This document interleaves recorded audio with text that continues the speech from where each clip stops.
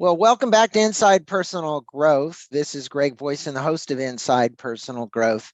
And TJ, everybody knows me. I've been doing this 16 years, over 1,000 podcasts. It's really about you today. On the other end of the line, joining us from Los Angeles, California, is TJ Woodward. Good day to you, TJ. How you doing? I'm great, Greg. I'm excited about this conversation. I know we have a lot in common, so I'm really excited to be here with you. Well, likewise. You are a fascinating individual. For my listeners, to learn more about TJ, might as well start this off right. We're going to be talking about his book called Conscious Creation. He has three books to his credit, but Conscious Creation, he's got Conscious Recovery. We'll talk a little bit about that and the conscious recovery methods.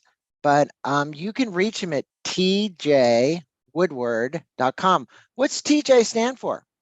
You know Thomas what? John? That is a very long story. I was never anything but TJ, so everything's been legally changed to TJ at this point. So Okay. I can All make right. up all sorts of things. I can tell you what the kids called me at the different ages. They came up with a lot of creative things that it stood for. Let's leave it at that. Okay, so we won't ask you what's on your birth certificate. So, but Okay.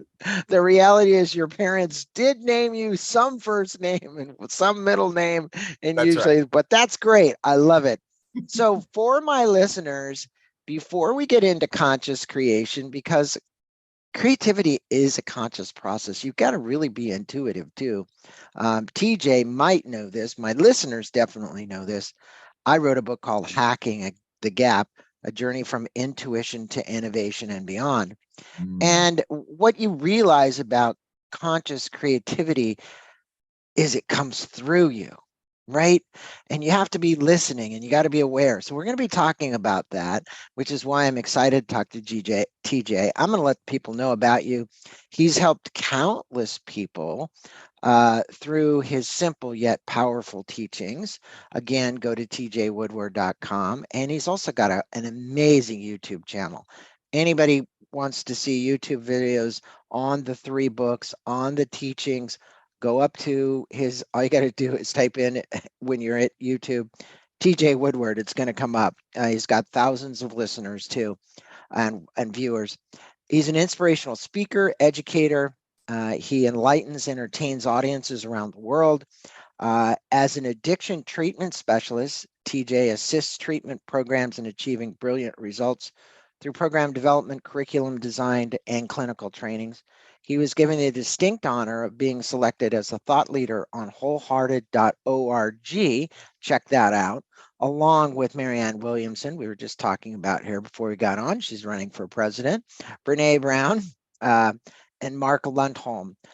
He's also the founder of ministry of the Agape Bay Area in Oakland, which is where he used to live, which was the first satellite community of the Agape International Spiritual Center, which is Michael Beckwith, we all know, in 2018.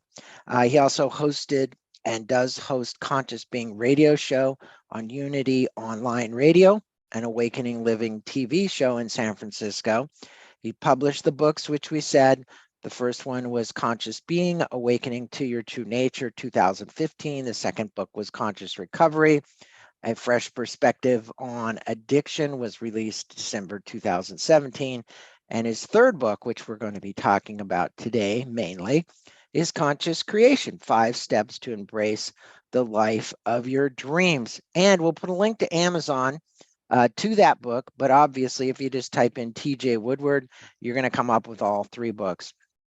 TJ graduated from Spiritual Development Program 2011 and graduated from Leadership Program, both at Unity Institute. Well, TJ, fascinating background. Obviously, spirituality has been one of the things that's been your calling. People could say, well, they used to tell me I was the undercover evangelist when I would go into businesses and teach what I taught.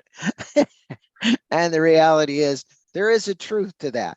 I think I told people that I used to drive around when I was very young, back when there were cassette players in cars, and I would listen to Norman Vincent Peale day in and day out and day in and day out. And I will tell you, the days I was extremely depressed, he was my inspiration to keep me going. And I think you need someone like that. You need somebody like TJ. Go watch those videos. Now, TJ, in one of your videos at your YouTube site, you have a whole section dedicated to this conscious creation book. And in the beginning one, um, you know, you speak about abundance, where there's the secret came out, right? And everybody was all around the secret, and you're going to pull abundance into your life. Um, and abundance is one way to get creation, right? To create it in your life, to manifest something in your life. What did you find out about meditation and creating things in your life that really made this journey different, and that you really believe people that are going to read your book are going to have an aha moment too? Well, it starts with what you are already saying, right? The law of attraction, The Secret came out, and there's a big focus on manifestation. What do we manifest? And when we talk about that, we generally hear what we're attracting to us, right? Maybe we talk about changing our thinking so that we can attract a different type of partner, or more money in our life, a more fulfilling work situation. Maybe we talk about attracting more love into our life. What I'm talking about is something really different, which I'm sure we'll dive into, but we're really talking about tapping into deep inner wisdom and radiating a frequency, radiating into the world. So a shift from the law of attraction to the law of radiance. And in my own Well, journey, you said, now, not to interrupt you, and I apologize because I got to get this thought out. The rate at which we vibrate, so it's our consciousness, and you actually showed a picture on the video of a outline of a body with a vibration, right? And I believe there's a lot to that, because there's so many people that are dense, the vibration level is not super high, and when you can feel that if you're attuned. How did you become so attuned to actually ascertaining this vibration level? well, it came through me trying to change my thinking and spending many, many years. I came into New Thought in 1988, and I really grabbed onto this idea of changing your thinking, changing your life. So I became aware of that. I did the vision boards. I did all the things, right? The things about manifestation. And Greg, to tell you the truth, I manifested everything that I put on the vision board, all the thoughts that I had. And I realized that it didn't really change the way I felt. And I had this sort of existential crisis of now what? And I realized that it really isn't about our thinking. It's really about our vibration. And that vibration going out into the world naturally matches. And so there's a paradox here. As soon as I realized that all the stuff that I was trying to manifest wasn't going to make me happy, that this really was about tapping into deep inner wisdom and the vibration of that, then I radiated that into the world. And then, of course, the greatest paradox is now I have a life that's deeply fulfilling, more abundant than it's ever been, a life more on purpose. So it really is about frequency much more than it is about just our thoughts. How do you sustain that? It's one thing for us to sit here and talk about it, and it's another to say, what are the practices that one uses to sustain it? Now, I know we can talk about mindfulness, we can talk about meditation, contemplation, silence, and the list, walking in the woods, going to the beach, all those things. But sometimes, I'm surprised by what authors are doing, and the listeners always want to know. It's like, okay, I get what you're saying, but I need to stay in this vibration level, and I can't be drugged down by all the negativity around me, the news, the media, the whatever. I can only take parts of that in that I think I need. So what would you advise people today? Because the world is moving so fast. We're at lightning speed, in my estimation, from where we used to be. We can't hardly even pay attention because our cell phones are dinging, binging, doing whatever. We've got now videos used to be 8 and 9 minutes long. Now they're saying, well, can you say it in 37 seconds? Right. Right. And so that whole attention deficit disorder that I believe almost everybody has, what do you do to fix that? Well, I think it is interesting because now we call a 6-minute video long form. That used to be a short video. I think in my conscious creation process, there's a very simple premise, and that is we're always creating our life, either unconsciously or consciously. And so you named a lot of the practices that help us slow down and tap into inner wisdom. But in my process, in my 5-step process, I start with making peace with the past and overcoming core false beliefs.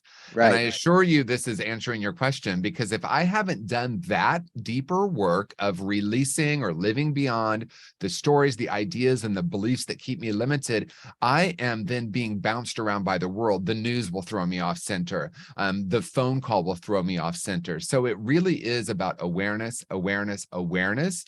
It is about those spiritual practices that you mentioned. I think an important piece, though, is what needs to be released or overcome in order for us to actually be in this vibration. Because a lot of times we hear raise your vibration, but actually it's about what needs to be released so that we can tap into really the core vibration that we are, which is an infinite being. Yeah, I love that in the video. Now, one of the things we did, you and I, before we got on this call, was we set an intention for our listeners and for ourselves. And one of your 5 is making peace with the past, overcoming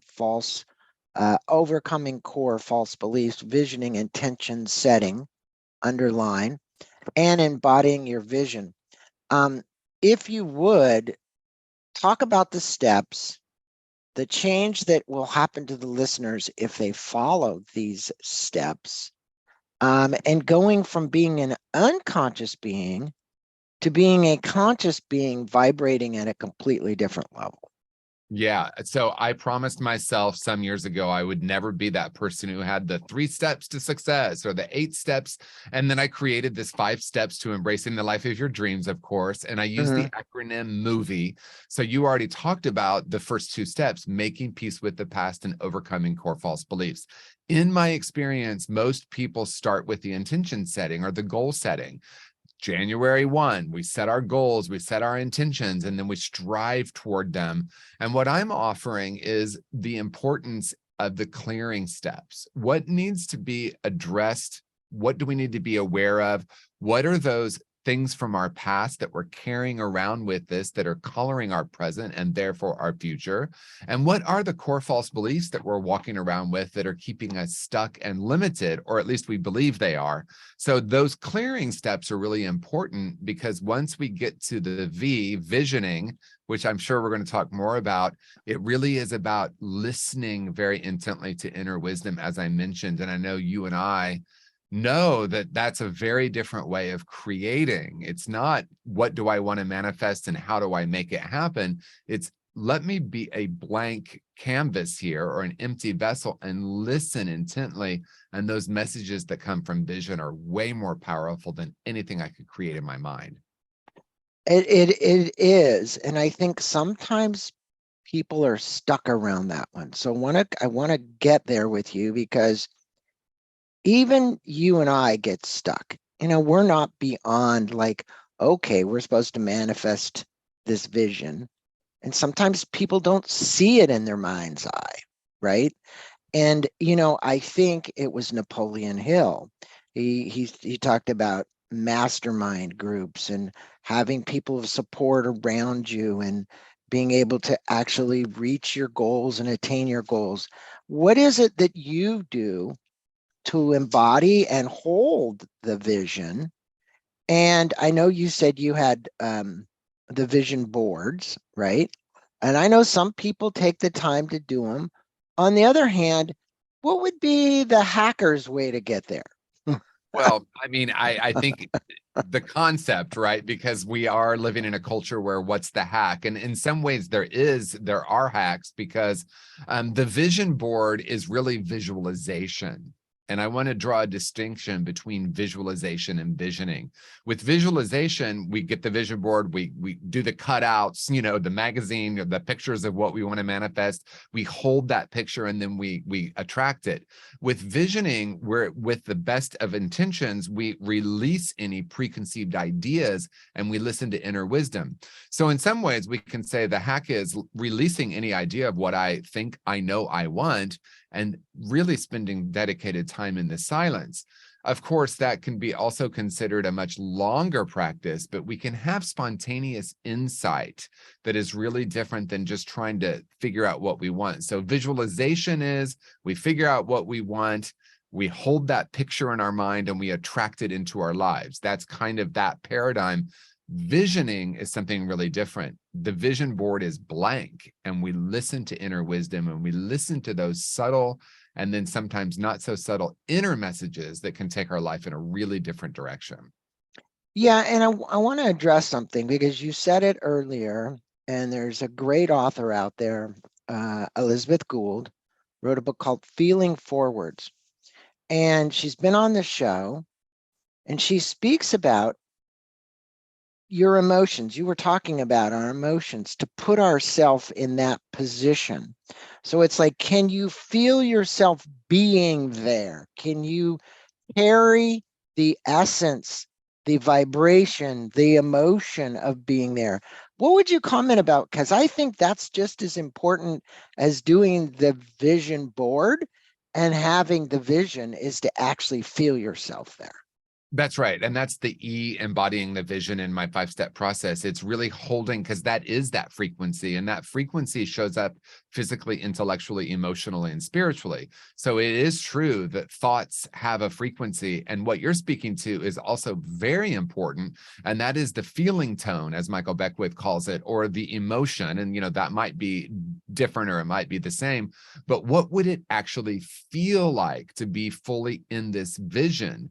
And that is such an important thing, because then what happens is we do actually tune into that vibration, and emotions are a big part of it. What would it feel like to have this manifest?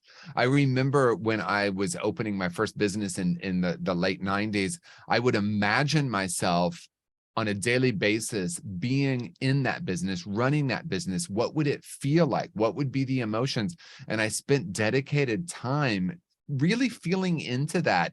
And then, of course, we know frequencies align, and it does feel like magic, because suddenly doors open where there were only walls before.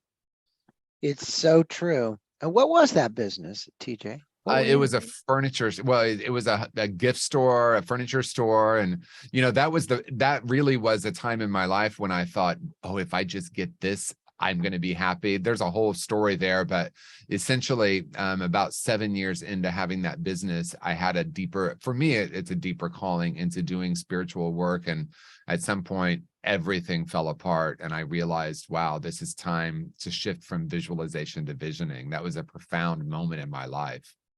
Yeah, as you speak about that store, I reflect on, I've gotten hooked on these two guys in New York, Jeremiah and whatever, they're designers. And do you know them? They're two gay men, and they're in New York, and they go to all these antique stores to try and find this stuff and then repurpose it and put it back. But it's fascinating.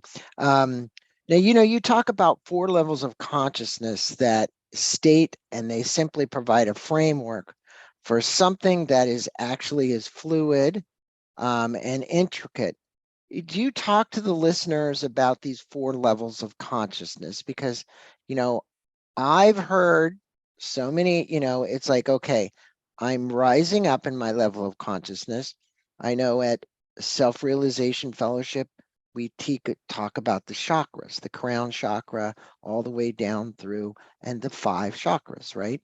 But we're trying to get connection with a higher spirit at the highest level of consciousness during meditation, to make that connection so that you could hold that within you as you go throughout your day.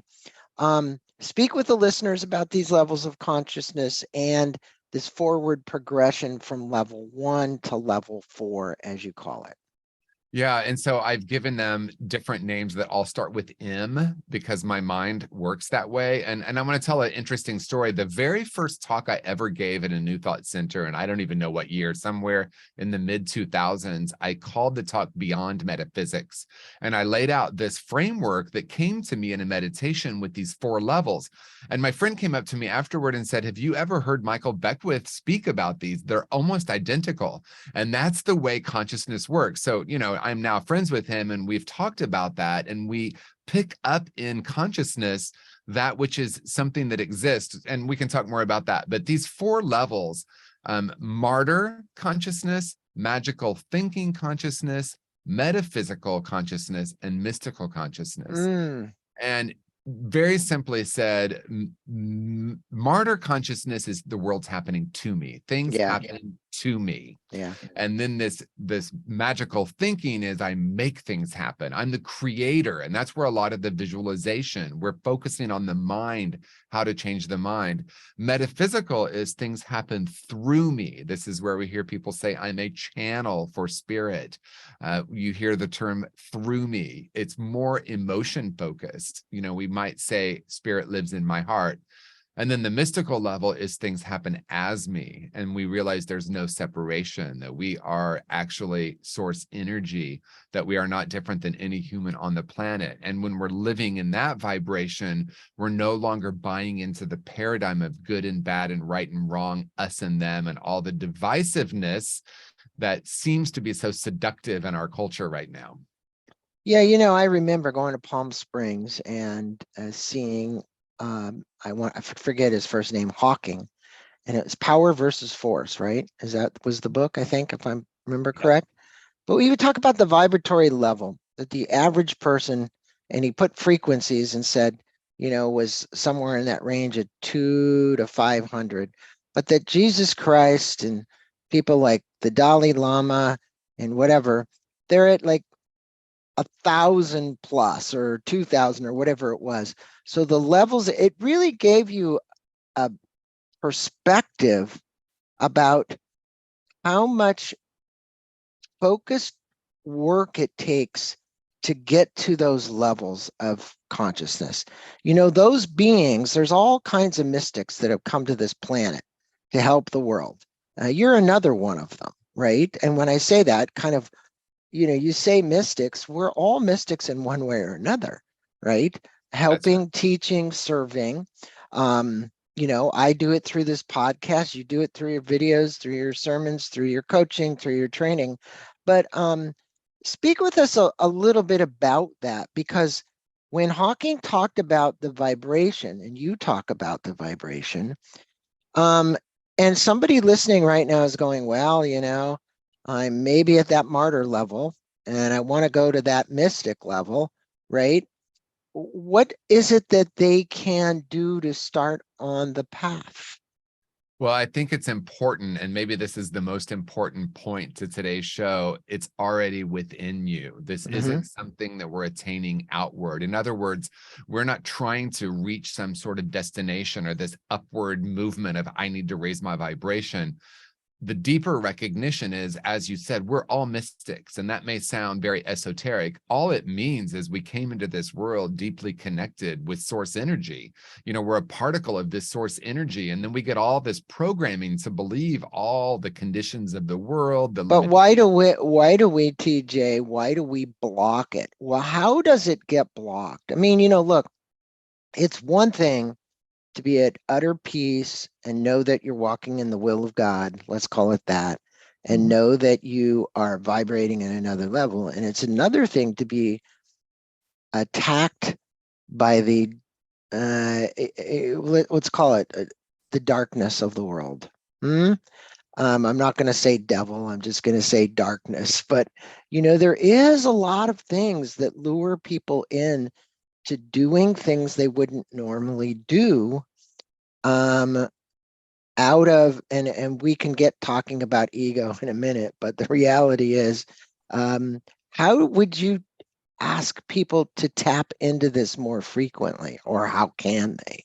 Well, I think it's the process. I think it's, for me, it's a twofold process. It's dedicated time in the silence, really getting in touch with cultivating a relationship with the essential self, feeling that frequency, kind of all the things that we've talked about. And then the second piece of it, we also already talked about, and that is what needs to be unlearned, right? What are those programs we were taught based on our age, our race, our socioeconomic status, our sexual orientation, all the things that we're taught from the world. So it's the awareness of who and what we truly are, spending dedicated time in a spiritual practice, reconnecting, and that's only the mind because we're never disconnected from it. And then it's also looking at all those beliefs, all those ideas, unplugging from the world, tapping into our true essence. And from there, then we can witness or observe what's happening in the world without being pulled. In other words, the greatest freedom we can ever experience is freedom from the reactive impulse. Yeah, and it's about taking off the veil. You know, we all put on protective veils. A lot of times, you know, being vulnerable is what it requires. Being bare, it's kind of to bear witness. And you mentioned there's 5 keys in making peace with the past. And I think this is a really important one that actually people use it as an excuse. You know, my parents did it to me. My ex-wife did it to me. You know, that's kind of the martyr one you were talking about. But they're not taking responsibility for their own being in life. In other words, who they've become. They're saying, I'm going to go blame somebody. The government did it. This person took my money, whatever. What are the 5 keys to unlock the power of step 1, and why is it important to practice the keys? Well, I'm gonna have a true confession with you right now, and I'm gonna say I have the book in front of me, and I want to make sure I get the steps right. It's okay. In each of the steps, what I've done is I've given them 5 keys, and the reason that I do this is if someone who's listening or watching right now is like me, I want to have like sort of some steps in my mind. So I'm going to read the keys, and then we can Good. tap into them. So the first key is practicing mindfulness and gratitude, and I put them together for a reason. Embracing self-love, living beyond your stories, feeling your feelings, and living in the question. So we talked about dedicated time in the silence. We talked about what it means to practice meditation or mindfulness, but there's also a frequency of gratitude. And I think one of the keys to gratitude is we often hear, what am I grateful for? And I'm exploring a different possibility here, and that is, what if gratitude is actually a frequency that doesn't need to be attached to something? In other words, can I be the energy or the frequency of gratitude? And when I'm in that frequency of gratitude, I can look at my past through a very different lens. We talked about things happened to me and how many of us live in this idea of forgiveness, right? Because you know, the 5 steps to embracing the life of your dreams is not forgiveness. First of all, FUVI is not a great acronym, but I call it making peace with the past because I think forgiveness is a very loaded word because it's deeply entrenched in good and bad and right and wrong. And we can dive into any of these 5 keys, but I think that's an important first one to really talk about that gratitude piece. Well, you know, hey, look, the 5 pieces, let me just say this. What would you say about living as someone with a ton of self-love and compassion, compassion for oneself? Because the outside world, as we take it in, has a tendency to want to beat us up for what we're not. And we can always say we're not enough. Yeah. And if you really look at many of the problems that exist in our own being, it's from us trying to do something to prove something for someone else, not always for ourselves. Yeah, I mean, I think that's probably the first biggest one to address, because subconsciously, we go through much of our life doing that. You know I had a little Jewish mother, and she used to say, well, what did you do today? It was never, who were you today? It was, what did you do today? It wasn't about my being, it was about my doing. And I think many of us are caught in the doing cycle, which is about doing something, not always for ourselves, but most of the time for somebody else, so we can look good in someone else's eyes. Address that. That's right. Well, conscious being leads to conscious doing, and most of us have been taught it's the opposite. You know, do. We become these doers, right? I like that. It's like do. But anyway, Yeah, exactly. self-love is an interesting You topic found because your new book. Do yeah, do there. do do do do. The 3 steps to do. Yeah, You know, exactly. when we are in that doing, and it does tie into self-love, because I think a lot of times when people hear the term self-love, we naturally go to, I must love everything that I've ever done. And that's not what we're talking about here. We're talking about being the frequency of love. It's not loving, very similar to gratitude. It's not that I'm loving all parts of me, although it is that. But really, it's about that frequency of love. And when I realize, if I look at a small baby, I'm not going to say that person, that little person's unlovable. That person literally is love, right? Their brains haven't even developed to have all these stories about who they are. They're just in this essence, right? And so self-love really is about getting in touch with that and realizing that love is who and what we are. The great poet Rumi says, we're not here to seek for love, but only look at the barriers we've put, I think he might have said, on top of that, or to block that. And that really is a very different way. So it's not only loving ourselves, but it's realizing that love is who and what we are. And that's a really different way of living in the world. Yeah, I totally agree with you. And I want to go back to this element because in many practices, it comes back to mindfulness, meditation, silence, solitude, whatever it might be. And you consider meditation as an important tool in all the 5 steps of conscious creation. Um, talk about, if you would, like you did in the video, for all of my listeners, go to his YouTube channel, go down to the one on conscious creation, the first video, and let's speak about the monkey mind a minute and how when we go to sit in meditation, how we can be distracted. But in your case, just love the distractions, love what's coming through you. Most people, as you said in the video, was, no, I got to shun that because my mind's got to get to total emptiness. I'm not certain that anybody's mind, other than maybe someone who's in a cave in India, gets to total emptiness. Not in the world in which we live. I just want to be a realist here. Um, and if I'm wrong, all my listeners, you can write me and say, hey, have you ever been to that, when you get to that point of nirvana, where you're completely empty and you're one with all? That doesn't always happen every day.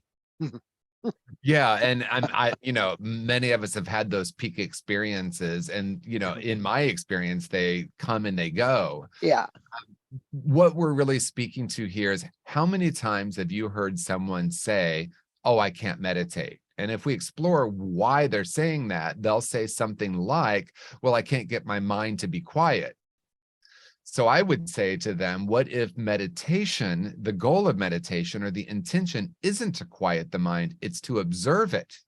Now, that sounds maybe like semantics, but it's a fundamentally different way of relating to the mind, because when I was learning, and I'm using air quotes, if someone's listening, just know I'm using air quotes. When I was learning to meditate, I was very much in a pretty violent relationship with my mind. Stop thinking, stop, you know, inner chatter, be quiet, shut up, shut up. And I realized at one point that I could actually observe those thoughts, and there would be a lot of information there. So yes, sometimes a meditation is very blissful. Sometimes we tap into a place where it feels like our mind is empty, and I might judge that as a good meditation. And then I might sit down and it's brutal, you know, 5 minutes, 10 minutes, 20 minutes of just so much inner criticism or so much judgment of the world. I Right. might judge that as a bad or a negative meditation. What if that's not true? What if that observation of that is actually a really powerful place to be, because we get to experience or see the mind for what it is? That to me is a very different way of meditating. It's interesting. I have several meditation cushions too. Several means two. And oftentimes, I go to sit and I notice myself twitching, or I want to move a foot, or I can't get comfortable, and I recognize that when I'm uncomfortable like that, there's a message, right? And oftentimes I'll truncate the meditation just because I'm so antsy. And I'm like, I'm never even going to get there. So why am I going to even try? Because my mind is so filled with stuff that I have to do. We just talked about it. But if you can come in, and I'm almost like it's prep before the meditation, right? It's what are you doing that sets yourself up for a good meditation? And I want to talk about, you state that the most rewarding result from conscious creation process is living an awakened life. Can you share with the listeners the awakening living is in its simplest form and how to create it?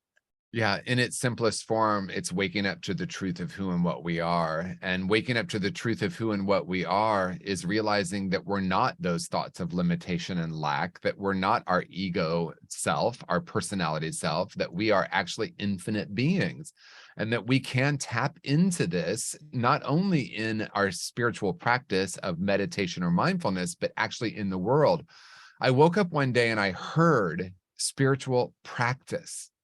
And I always thought the intention of meditation was to have a wonderful meditation. And then I realized it's really a practice for how we can be in the world. So an awakened life in its simplest form is knowing who and what we are. It's that conscious being rather than that doing that we talked about. And that can be a very, very simple thing, and a wise person once said, it can take a lifetime and it can happen in an instant. Yeah, yeah, yeah. So well said. And I would say that is what people need to awaken to, is that this process doesn't have to take you years and years. And when I say Right. this process, I'm just going to call it the awakening process, the evolution of consciousness, like Hawking was talking about. I'm not saying you're ever going to be a Dalai Lama or you're ever going to be a Mother Teresa or you're ever going to be anybody like that. It doesn't matter. What matters is how you outwardly express yourself to the world and how the world perceives you as a, a source of light, a source of love, a source of consciousness, a source of someone who gives and is interested in giving back. And with that in mind, you know, you provide a lot of wisdom in this book. Um, and you, by ending each step, and you give what helpful keys. If you were to choose 3 keys from any step in the book, um, what would you leave the audience with, and what would you like to lend them to embracing in their life so that they can fulfill their dreams, right? Everybody out there has dreams and they're attempting to manifest those dreams. And you say dreams, okay, it's my vision, it's my dream, it's however you want to reference it. But I believe we're in 2 dream states. We're in a dream state during the day, awakened dream state, and at night we're in another dream state. But the reality is we're constantly in a dream because, if you look at quantum physics and parallel worlds, this is all occurring. We could get pretty deep here, I'm sure. We don't have time for that. But the reality is that, okay, I knock on this desk. Could I put my hand through the desk? Can I vibrate at a level where I could literally walk through the wall? I know from some of my listeners think, Boyson, you've gone off the big deep end here. But speak with our listeners, because you're really trying to embrace this concept of realizing this isn't being done to you. It's being given to you. Yes. Well, and that's, the entire premise of the book is that we're holding the projector. That's why I use the metaphor movie, and that we're literally projecting onto a blank screen. And so it's not so much what's happening in the world, it's how we're perceiving what's happening.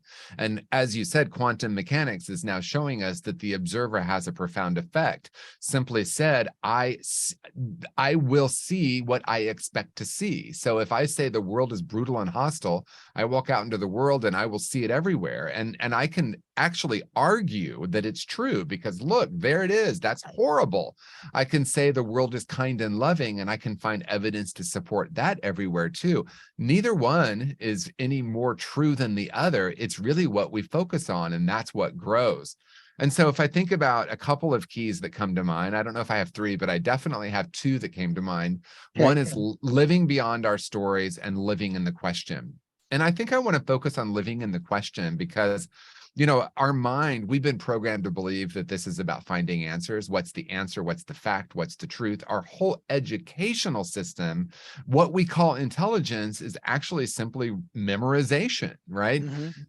Living in the question allows us to expand our awareness rather than keeping us stuck. So you ask an open-ended question, simply meaning that it can't be answered with yes or no, that's empowering and allows us to start to expand our awareness. Because a great teacher once, she used to use the analogy of like space, and you look at all the different stars. And she said, consciousness is like a circle that you put where you can only see 8 or 9 stars. When you expand, you start to see more. They were always there, but we couldn't see them because of the barrier we put on it. So living in the question allows us to expand rather than contract.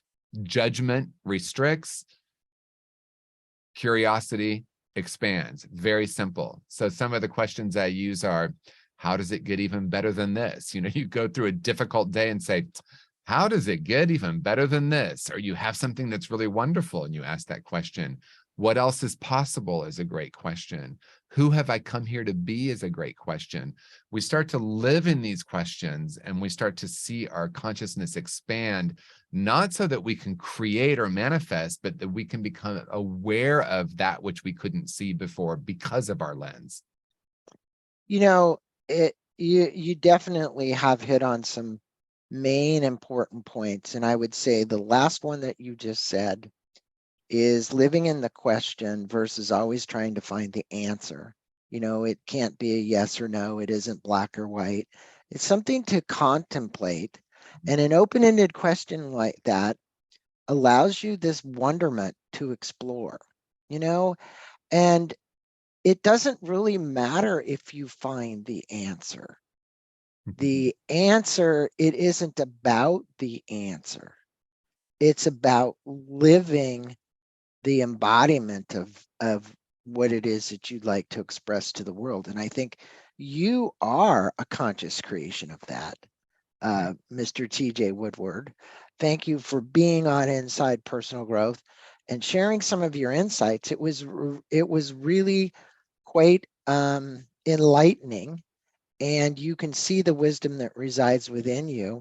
And for my listeners, go up to TJ's YouTube channel. I think all you have to do is see him, because one of the things, you know, some of you are going to watch this on video. Many of you are going to listen to this on iTunes or Spotify. You're going to listen.